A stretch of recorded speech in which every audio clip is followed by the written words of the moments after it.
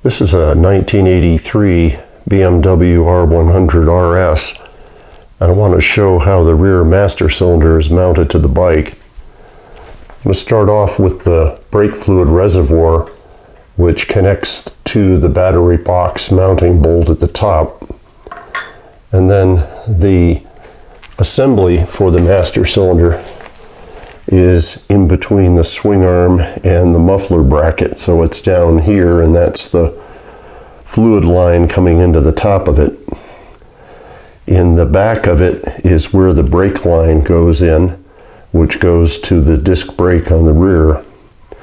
There's also a little bracket here, not a bracket, but a spring that fell down, but this little spring catches in this hole here, and that's the return spring for the brake pedal.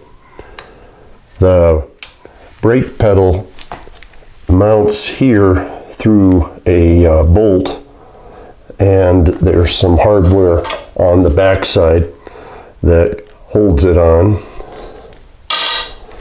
Then the bracket for the master cylinder is mounted to the muffler bracket down here. So these are the bolts out of the muffler bracket. So you remove those to get to the back mounting for the master cylinder. And then there's one more bolt in here, which is the bolt for the front of the master cylinder bracket. And that goes into a tab welded to the frame. The brake pedal has a arm on the top of it that connects to this push rod on the master cylinder. So when you press on the brake, that pushes that rod into the master cylinder, and that causes the brake fluid to be applied to the rear brake. There's a special pin that connects the brake pedal to the push rod, and I'll be able to show that more clearly when I get everything out of the bike. So this is the rear brake master cylinder assembly. It's attached to the bracket with a couple of Allens. So once I get the bracket with it off, I can remove it from the bracket.